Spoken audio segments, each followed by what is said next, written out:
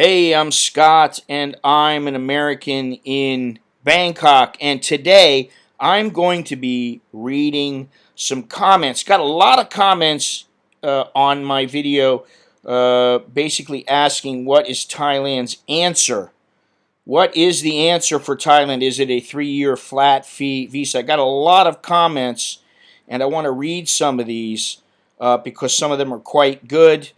Um, I got one guy, he says, Rudy A., he says, I agree, keep it simple. A flat fee, 3-year visa would make the most sense. In fact, they already have the answer. It's the Thai Elite visa, but that's just way too much. I believe it's 5 years is 500,000 or 600,000 baht, but you might be able to get it for a little bit cheaper. I'm not sure now. I haven't been following it recently. And that's pretty reasonable when you think about it. However, for some people, it's never going to be good enough. But let me just continue and go on here. What they need is a Thai standard visa and no need to add all the other elite perks, such as massage, airport pickup, golf outings, etc. That elite has to reduce the cost and would attract more people with the means to stay longer term, contributing to the Thai economy and making the program a much more desirable and affordable option. I agree. This is the thing. The elite visa includes some perks. I think they need to take those perks away and maybe make something that is a 3-year visa. Maybe you can only get the 3-year visa once or something like that, and then you have to get a 5-year, or I don't know how they work it, but I think that's a good comment there. Thailand, this one comes from Rocco Hoon.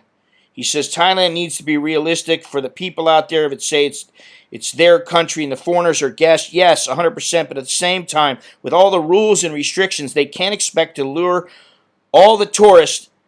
Then they have to understand a drop in foreigners applying to go on their vacation or live there short term or long term. So what he's saying is they can't expect to have all these restrictions and then expect people to just come flocking here when they have all these restrictions that are unfavorable in many of the foreigners' eyes. Can't have their bread buttered on both sides. Interesting. Okay. This is a real quick one here. Great essay putting things in perspective. I was in Thailand the first time, 1989, and indeed the country is not all the same anymore. The spell is gone.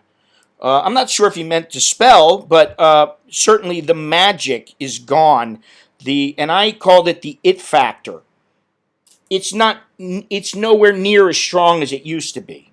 Thailand's a fantastic place to come for a holiday, to stay for maybe a month or two. It's great. I mean, there's no doubt about it.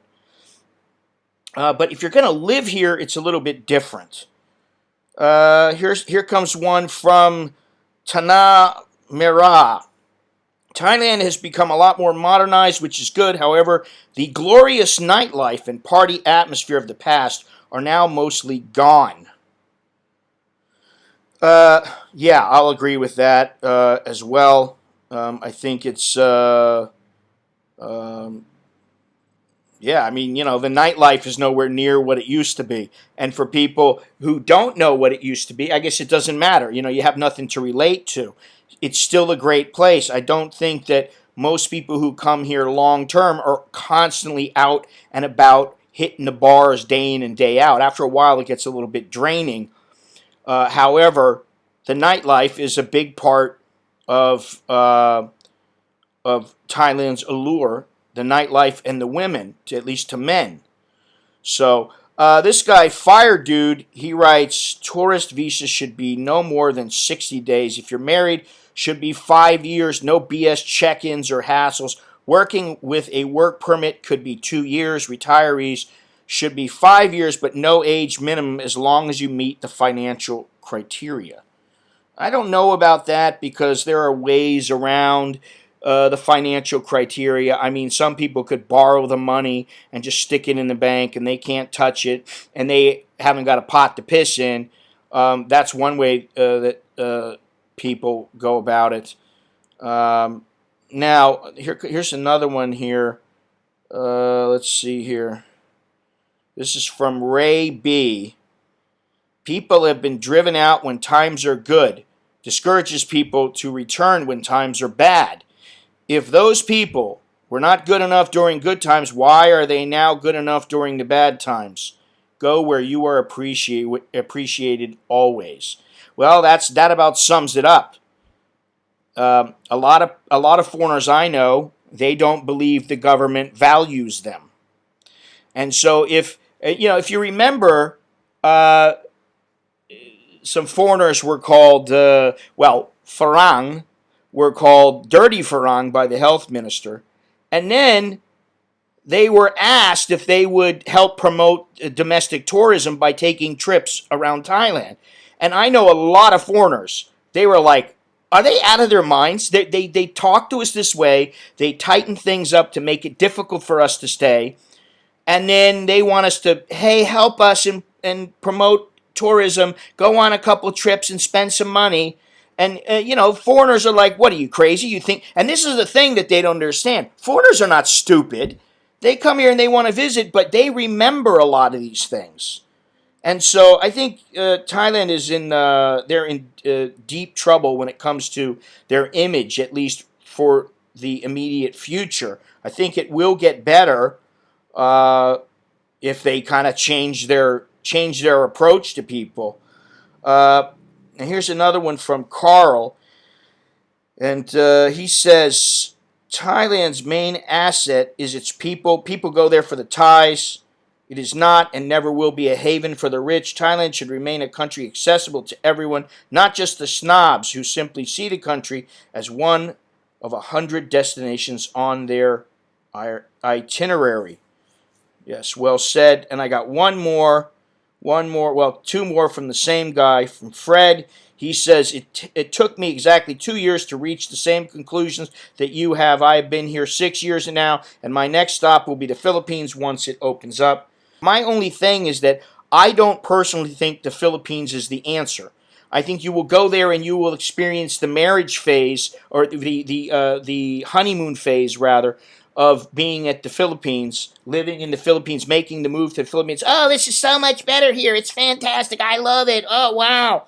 And after a few months, you're going to see that it's, while it is a very nice place and there are some beautiful places there, it is as problematic or more problematic than it is here in Thailand. And going there and getting in and staying for a longer period of time may be a little bit easier, but that does not mean that in other aspects of living or life in the Philippines that it is better there than in Thailand. And I personally don't believe it is. I still believe Thailand is a better place to live.